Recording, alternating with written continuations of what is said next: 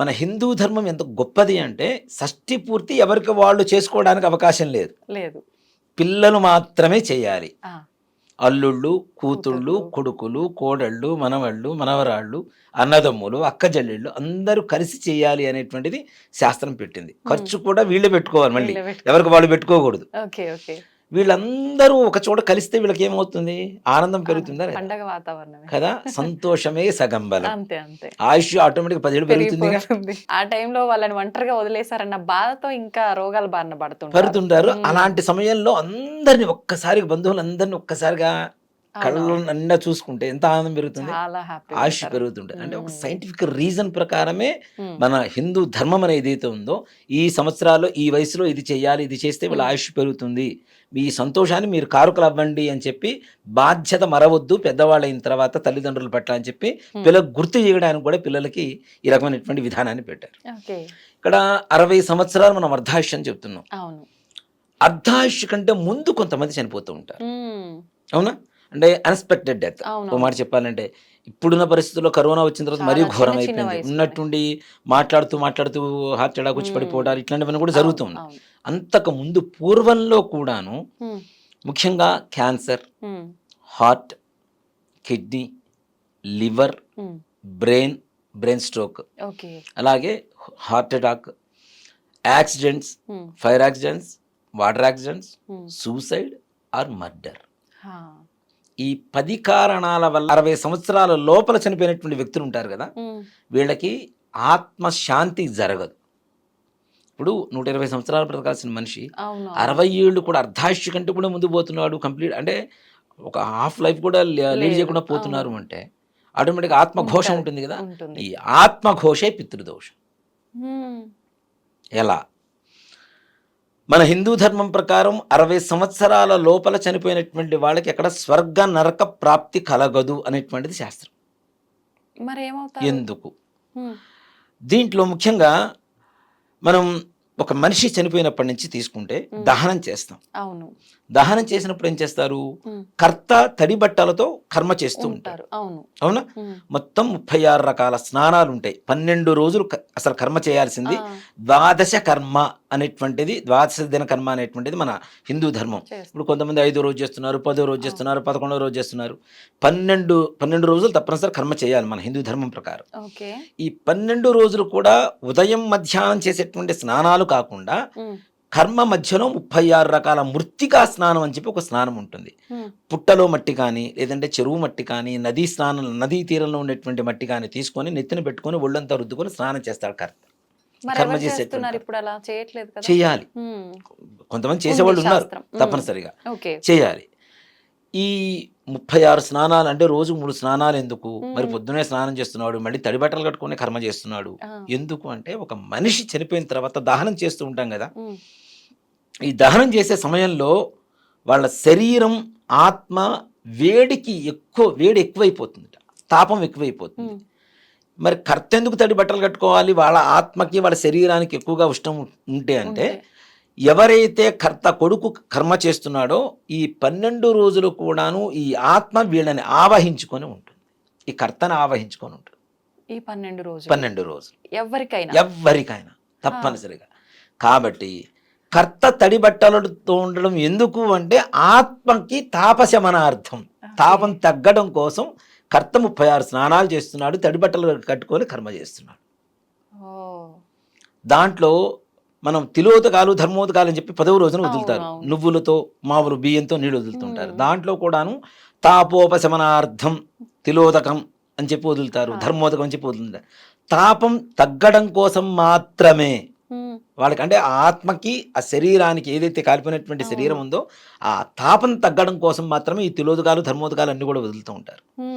దీంట్లో 12వ రోజు చూడండి, సపిండీకరణం అని చెప్పి చేస్తారు. అంటే పిండాలు ఇట్లా కలిపేస్తారు, పెద్దవాళ్ళ పిండంతో ఈ చనిపోయినటువంటి వాళ్ళకి ఒక పిండాన్ని కలిపేస్తారు.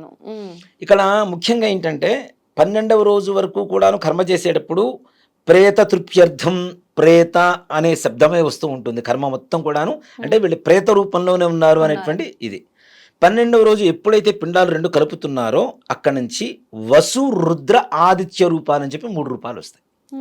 చనిపోయిన వాళ్ళేమో వసురూపం, వాళ్ళ తండ్రి గారేమో రుద్రరూపం, వాళ్ళ తాతగారేమో ఆదిత్య రూపం. అంతవరకు వాళ్ళ తండ్రి వసురూపంలో ఉన్నాడు. ఇప్పుడు ఈయన ఎవరైతే ఇప్పుడు మా నాన్నగారు చనిపోయారు, మా నాన్నగారిని నేను కర్మ చేస్తున్నానంటే మా నాన్నగారు వసురూపానికి వెళ్ళిపోతారు. కాబట్టి అక్కడి నుంచి వసు రుద్ర ఆదిత్య రూపాలు. 12వ రోజు కర్మ చేసేటప్పుడు ఏం చేస్తాం? గొడుగులు, చెప్పులు, తర్వాత చెంబు, ఇత్తడి చెంబు, తర్వాత బియ్యం, ఇవన్నీ కూడా దానం ఇస్తాం. పంచెలు, దుప్పటి, శయ్యాదానం అని చెప్పి మంచం కూడా దానం, స్వయం పాకం, ఇవన్నీ కూడా దానం చేస్తాం. దీంట్లో 26 రకాల దానాలు ఉంటాయి. దశదానాలు, షోడశ దానాలు అని చెప్పి, దశ అంటే 10, షోడశం అంటే 16. భూదానం, గోదానం, సువర్ణదానం, నెయ్యి, ఆద్యదానం, గుడదానం, ధాన్యదానం, అన్ని 26 రకాల దానాలు ఉంటాయి. ఇవన్నీ ఎందుకు అంటే 12వ రోజు సపిండీకరణ చేసిన తర్వాత వీళ్ళ ఆత్మ వీడి శరీరం నుంచి వీడిపోయి ప్రయాణం ప్రారంభం అవుతుంది. వీళ్ళు చేసుకున్నటువంటి పాపపుణ్యాల ఫలితం వల్ల స్వర్గానిక నరకానిక ఒక ప్రయాణం ప్రారంభం అవుతుంది. ప్రారంభమైనప్పుడు ఎండాకాలంలో కాళ్ళు కాలకుండా చెప్పులు, వానాకాలంలో తడవకుండా గొడుగు, చలికాలంలో చలి వేస్తకపోవడం కానీ దుప్పటి, దాహం ఇస్తే తాగడానికి చెంబు, కట్టుకోవడానికి వస్త్రాలు, పడుకోవడానికి శయనం, మంచం, ఇవన్నీ కూడాను ఆత్మకి ఇస్తున్నట్టుగా ఇక్కడ మనం దానం చేస్తాం. ఇవన్నీ కూడాను ఆత్మ ప్రయాణం ప్రారంభం అవుతుంది 12వ రోజు నుంచి. అంటే దానం చేయడం వల్ల ఆత్మ శాంతి చేకూరుతుందని కాదా? ఆత్మకే ఇవన్నీ ఇస్తున్నాం. ఓ మాట చెప్పానండి, ఈ 12వ రోజు నుంచి ప్రయాణం ప్రారంభం అవుతుంది కదా. ఈ ప్రయాణం ప్రారంభమైనప్పటి నుంచి వీళ్ళకి 1 నెల 1 రోజు కింద లెక్క. 1 నెల 1 రోజు. అందుకని మనం ఏం చేస్తాం? ప్రతి నెల కూడాను సంవత్సరం కాలం పాటు ప్రతి నెల మాసికం అని చెప్పి పెడుతూ ఉంటాం. అవునా? మాసికం అంటే పిండం పెడతాం. వీళ్ళకి 1 నెల 1 రోజు కింద లెక్క కాబట్టి ప్రతి నెల మాసికం పెడుతున్నామంటే ప్రతిరోజు వాళ్ళకి భోజనం పెడుతున్నట్టు లెక్క. అంటే వాళ్ళు భోజనం చేశారు. సంవత్సరం వరకు ప్రయాణం చేస్తుంది. సంవత్సరీకం అంటుంటారు కదా. సంవత్సరీ విముఖం అసలు పేరు. విముఖము అంటే ఈ ఆత్మకి ఈ లోకానికి సంబంధం లేకుండా వెళ్ళిపోవడం అని పరమార్థం దానికి. అందుకనే సంవత్సరం లోపల ఉండేవాళ్ళు కొంతమంది కొన్ని కార్యాలు చేయకూడదు చెప్తుంటారు. సో ఇలా 12 మాసాలు చేస్తాం. సంవత్సరీకం తర్వాత ఈ ఆత్మ వాళ్ళు చేసుకున్నటువంటి పాపపుణ్యాల ఫలితం వల్ల స్వర్గానికో నరకానికో చేరుతుంది అనేటువంటిది మన ధర్మం. అంటే ఈ సంవత్సర కాలం అంతా ప్రయాణం సాగుతూనే ఉంటుంది. అందుకని ఈ వైతరణి నది అని ఇవన్నీ కూడా ప్రయాణాలు సాగుతూ ఉంటాయి. దీనికి 12 నెలలు కూడా వాళ్ళకి భోజనం పెడుతున్నట్టు లెక్క. ఈ సంవత్సరం తర్వాత వాళ్ళ ఒక స్థానానికి చెందిన తర్వాత 1 సంవత్సరం 1 రోజు కింద లెక్క. అంటే ఇప్పుడు వరకు నెల 1, అప్పుడు సంవత్సరం 1 రోజు. సంవత్సరం 1 రోజు. ప్రతి సంవత్సరం తద్దినం పెడతాం కదా. సో ప్రతిరోజు వాళ్ళకి భోజనం పెడుతున్నట్టే లెక్క చనిపోయినటువంటి పితృదేవతలు. మరి చనిపోయారు, కర్మ చేశాము, సంవత్సరం మాసికాలు చేశాము, సంవత్సరీకం చేశాము, ప్రతి సంవత్సరం తద్దినం పెడుతున్నాము, మరి ఎందుకు మాకు పితృదోషాలు వస్తాయి అనేటువంటిది అంటే 60 సంవత్సరాల లోపల చనిపోయినటువంటి వ్యక్తులకి ఎక్కడ స్వర్గ నరక ప్రాప్తి లేదని ఇందాక చెప్పుకున్నాం. మరి వీళ్ళు ఎక్కడ ఉంటారు? వీళ్ళకు స్థానం ఉండాలి కదా. త్రిశంకుడు అనేటువంటి ఒక మహారాజు గారు ఆయన్ని బొందితో స్వర్గానికి పంపించాట. ఎవరు? విశ్వామిత్రుడు. నీకు స్థానం ఇక్కడ స్థానం లేదని చెప్పి బయటికి నెట్టేశారు ఆయన్ని. ఆయన నరకానికి వెళ్తే నరకంలో కూడా నీకు స్థానం లేదని బయటికి నెట్టేశారు.